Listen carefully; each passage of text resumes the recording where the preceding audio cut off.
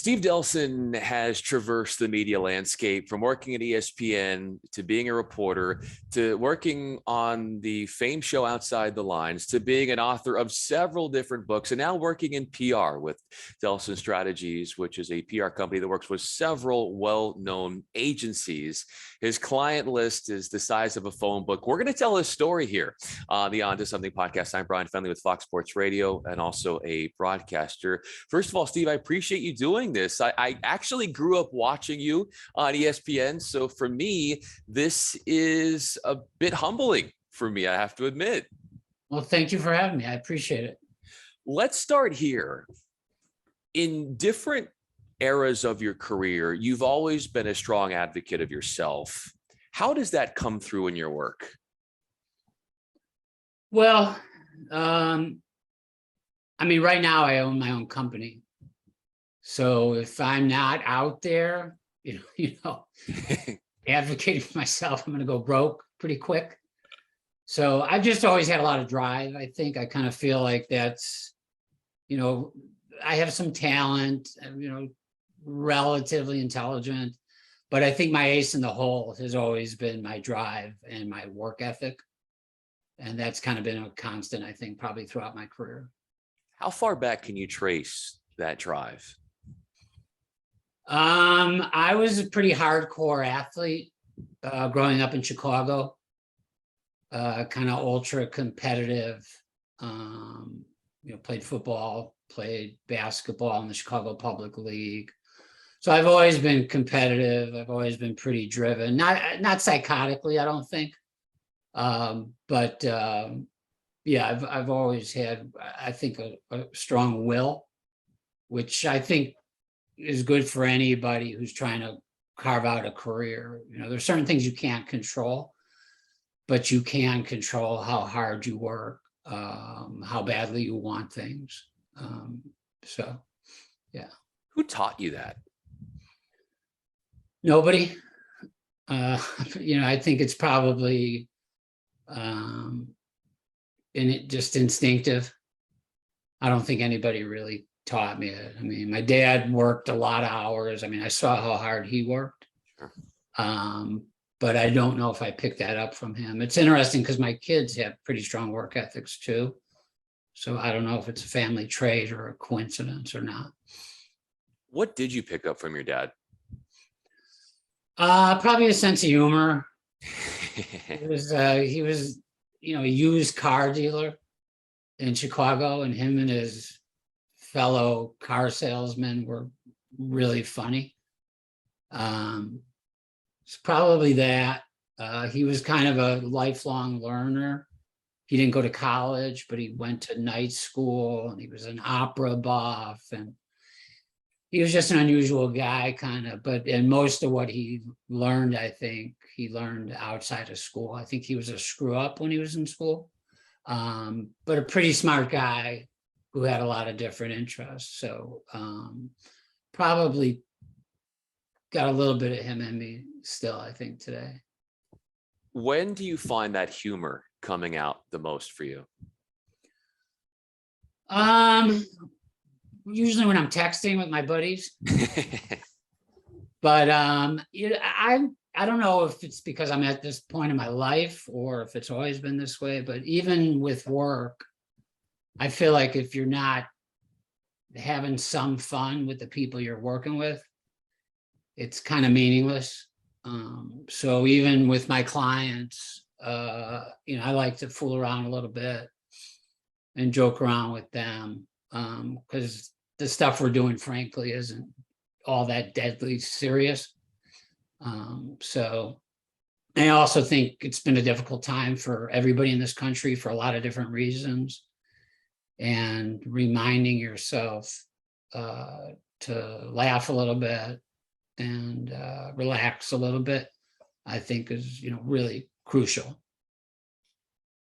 People, I feel like, are gravitated towards that about you because you have this empathy, this understanding, this deep level of wanting to create that comfortable environment. And in the way in which you've structured that with your company now, I remember you mentioning the word competition. How have you been able to channel in that love of competition into what you're doing now in PR? Well, my running joke is that the best thing I have going for me is bigger PR firms, because I talk to a lot of people that spend a lot of money on big PR firms and don't get much. And so I've kind of like, I had no clue when I moved from journalism into PR. I had absolutely no idea what to charge people, for example. No idea. So I did a bunch of due diligence, talked to a bunch of PR firms. I have freelanced for a couple of PR firms. And so I make sure that I'm reasonably priced. And I make sure that I deliver, which is, and so that's kind of how I'm competitive. It's just, being fairly priced. I tell people, look, you got to have it in your budget, period.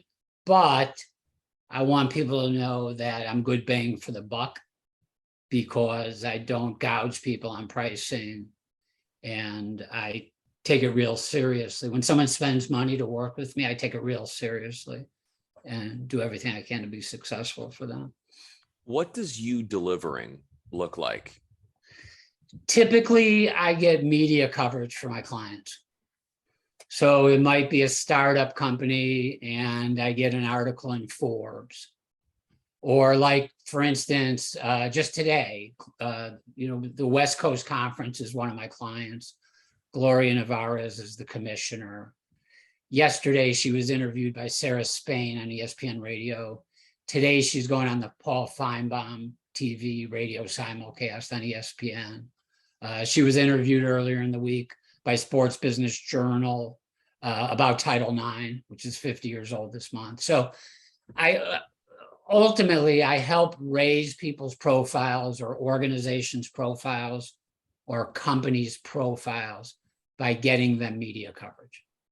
What is the best way one of your clients has shown and does show how much they appreciate you and your work within the front lines and getting out there and representing them in the best way possible? It's interesting you say that, because I once wrote a book about firefighters, who are literally risking their lives. And, I spoke to some who told me that sometimes I would save somebody's life and nobody would say thank you, which was absolutely stunning to me. And didn't happen a lot, but it happened.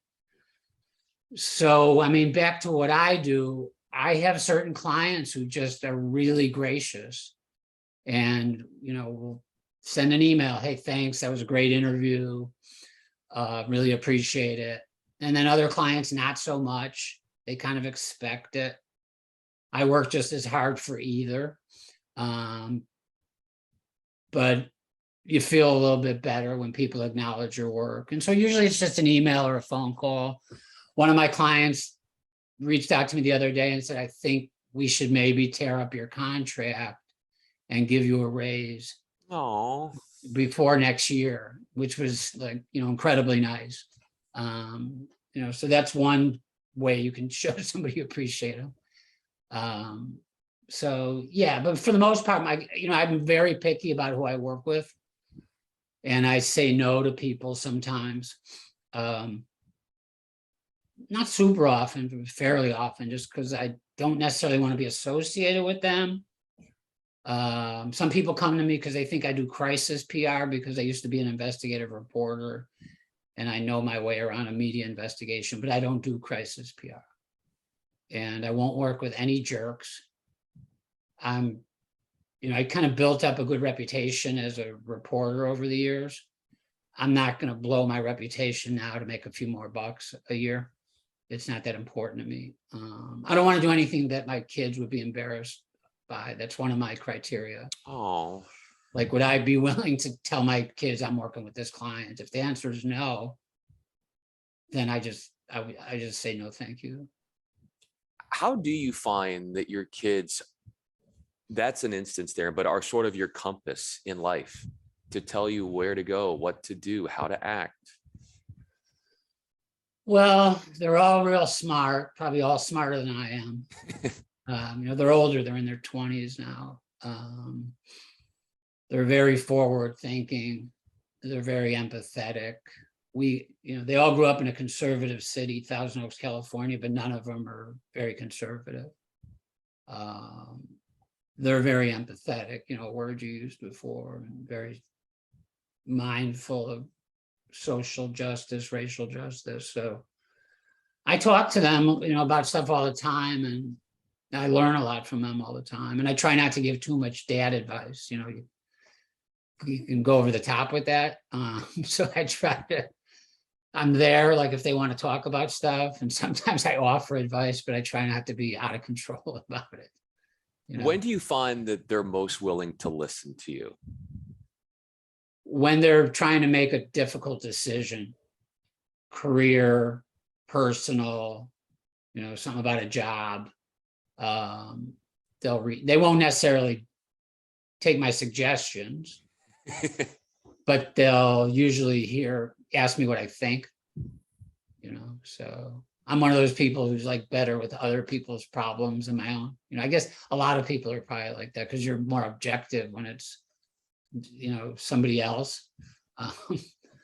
So, but yeah, I know I was lucky because I was an author when they were growing up. So I was working out of the house. And then even when I became a reporter for ESPN, Outside the Lines let the reporters live wherever they wanted to.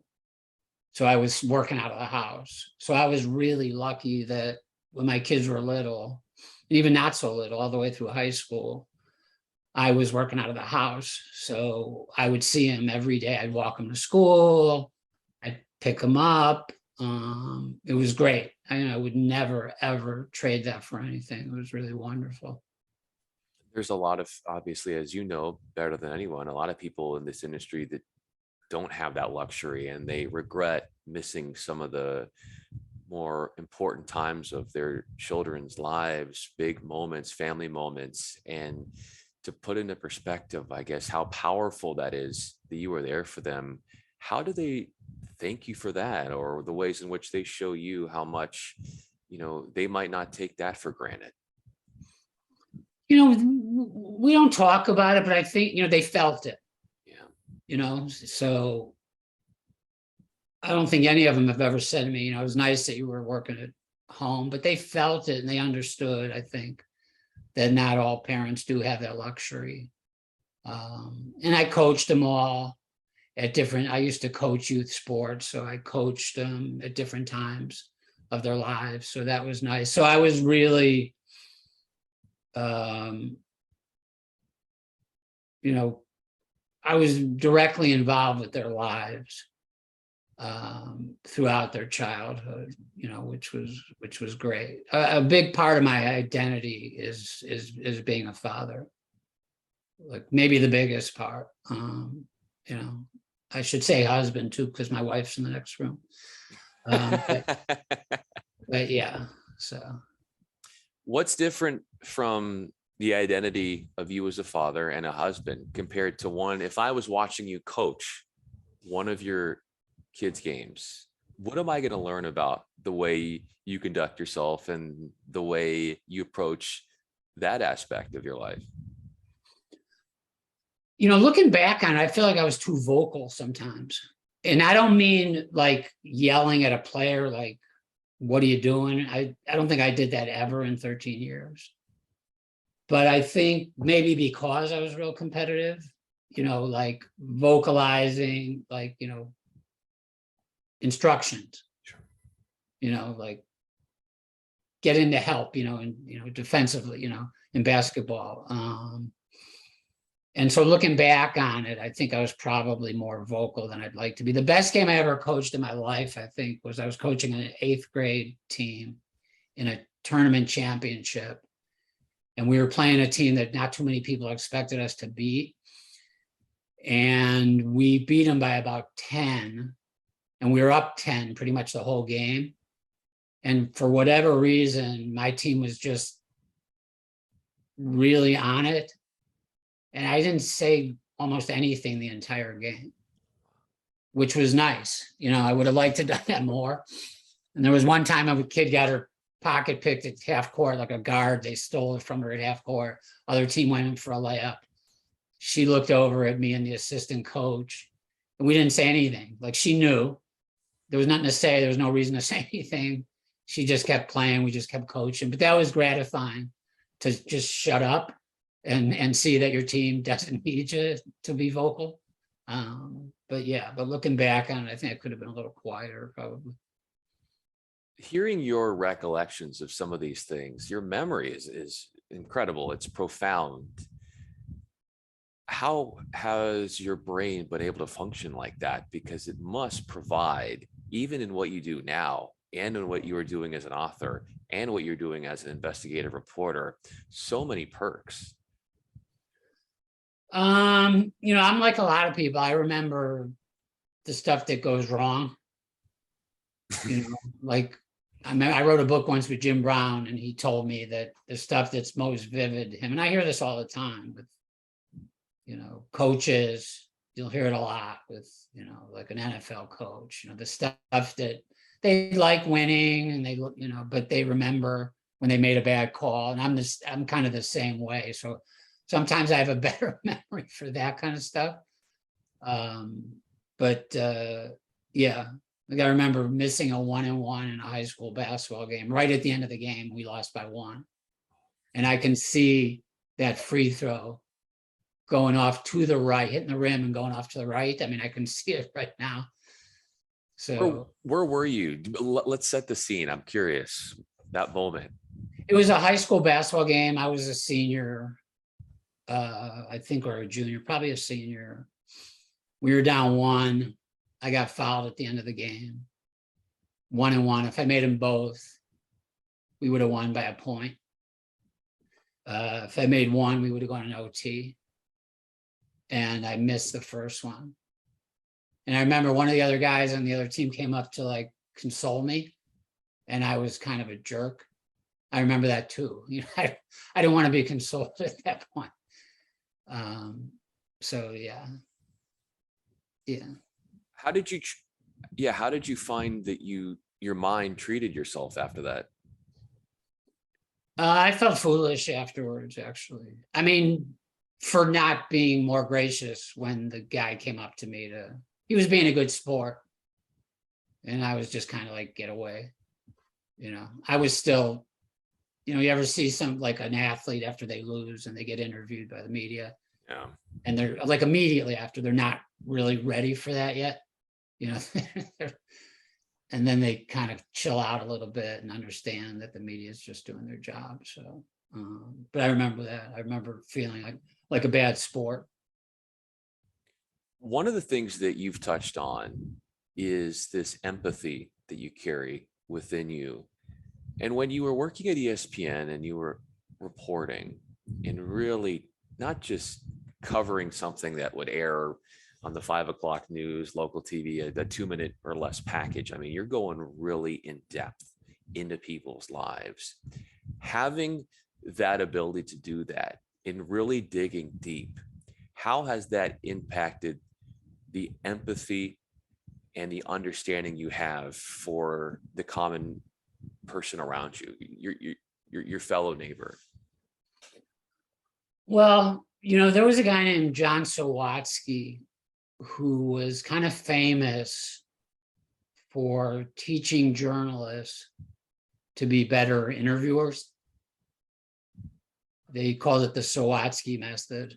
And he's amazing. And he used to actually come to Bristol, Connecticut to ESPN.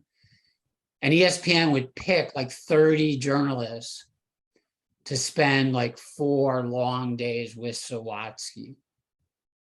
And Sawatsky would show clips of, like famous TV hosts who were not necessarily good interviewers because they were too self-absorbed. And so his whole thing was, the interview's not about you. You're a conduit for the viewer. And I still like yell at the TV. And the other thing was, he was always, he was huge on ask short, open-ended questions. why did this happen? How did this happen? What happened next? In other words, don't ask these closed questions. Like sometimes someone will say, so did you do this? Or did you do that? Or did you do this? And 3 scenarios. You're basically giving them your assumptions and asking them to pick from a menu, and which is just bad interviewing. So part of being a good interviewer was being a real active listener, obviously, and realizing that it's not about you, and sublimating your ego completely. I used to teach journalism a little bit. I was an adjunct professor at USC for a while, and I was trying to teach the students about interviewing, and I stole a lot of stuff that Sawatsky taught us and told them that it came from Sawatsky. But I used to use the example of an interviewer who's not really listening, but they're already just like thinking about their next question. Sure. Which is not necessarily egotistical. It's just not, it's not a good practice. And the anecdote which I used to use, which was over the top, was like, you're interviewing the shortstop of the Dodgers, and you say, why did you only hit, 6 home runs last year? And he says, well, I was doing a lot of, heroin and robbing banks, and I was distracted. And your next question is, and so the next year, why'd you hit 30 home runs? In other words, they just gave you, a gigantic thing, and you didn't even hear it because you were thinking your next question. So the other thing too, as far as empathy goes, because of the show I work for, Outside the Lines, we were able to sometimes give a voice to people that sometimes felt frustrated, either like with a university. It might have been an athlete, say, or a woman who, let's just say hypothetically, who was sexually assaulted by a college athlete and felt that the school was looking the other way, or that the cops were doing a half-hearted investigation. And by interviewing them, putting them on national TV, we would sometimes give voice to somebody and it was very cathartic for them. And you have to do all your research, obviously, and be super diligent, because you don't want to say lightly that a university looked the other way, or that cops, were not as invested in an investigation as they should have been. But I like those interviews. Because I could see how much they meant to the person we were interviewing. Even though if the interview itself was kind of painful in the moment, the fact that somebody was listening to them, particularly a well-regarded show like Outside the Lines was listening to them and telling their stories, that meant a lot to some of the people I was lucky enough to interview over the years. What's been the process, Steve, of you finding your voice through this career journey that you've set yourself on? I'm kind of like just blatantly straightforward with people. I was that way as a reporter. I'm that way now. I was on an interview. I was on a phone call yesterday with a potential client, and I could tell that he was kind of like torn about working with me, spending the money. I must have told him 5 times, don't do it if you're not comfortable. Just think about it. Get back to me. You got any other questions, but just don't do it. So that's kind of my calling card. I just try to be as honest and straightforward with people as possible. And what I'm doing now, like, I will never spin a reporter under any circumstances, ever, period. I tell my clients all the time, stop using the word narrative. Just like be truthful about your organization. Like, this sounds a little corny, but if I can't be successful while being honest, I'm not going to do it. It's just, I don't want to do it. So, I won't drop this name, but just in the last week, I turned down a very controversial person in the professional sports world who wanted to work with me, because I just didn't want to be associated with them. So I'm willing to walk away from money. And, if I'm fortunate enough that I can, but I will walk away from money, rather than do anything that I think, is going to make me feel lousy about it. If somebody, as we sort of wrap up this conversation, Steve, if somebody were to ask this to you, what is the Steve Delsohn brand? What would you say? A little bit of what we talked about: straightforward, hardworking, reliable, and I think empathetic. I mean, I hope that's true. I think it is, but other people might have different thoughts, but that's kind of how I see myself. You're giving a voice to those who might not have the voice, or that are looking for a bigger megaphone to push their message across, whether it's when you're reporting, whether it's what you're doing now. And the empathy gene is something I really wanted to hit on during this conversation, because I think that's a really big part of who you are and what makes you so endearing to your clients, and the reputation, and as we talked about, the brand that you have instilled within yourself over the course of your career. Steve Delsohn, I'm Bryan Fenley. Really enjoyed this conversation and so thankful for your time. I enjoyed it too. I really appreciate you having me on. Thanks a lot.